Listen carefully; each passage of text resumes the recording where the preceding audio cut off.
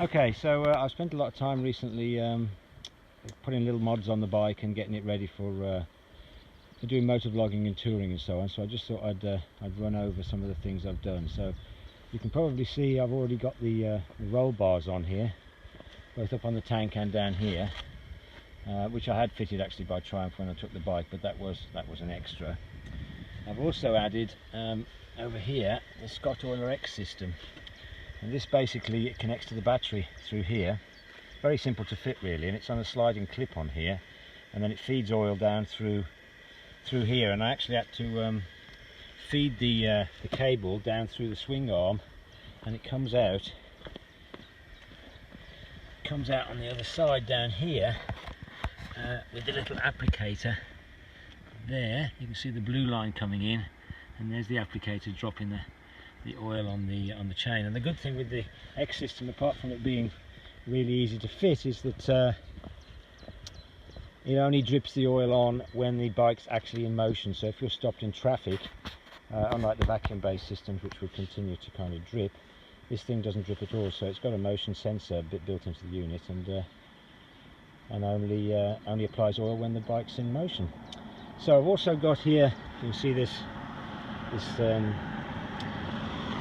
springy strap on here. This is my halide clip harness, which is what I use for my air vest. I've got one of these high-vis air vests, which you'll see when I'm riding the bike. But actually, if I leave the bike, in 400 milliseconds blows up into an airbag. And it's also got a built-in plate in the back of the jacket, which means that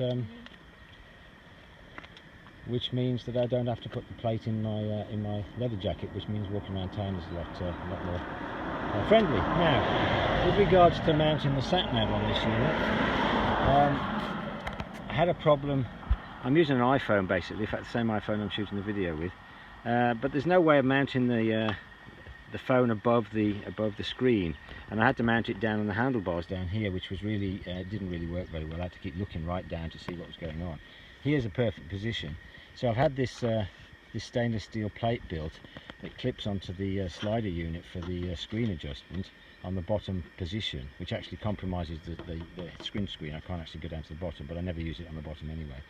So I've got this nice solid kind of accessory bar here, which I can mount any type of mounting on. I've got the I think it's called the life-proof case on the phone, which is waterproof, and this is the life-proof mount. So that works really well.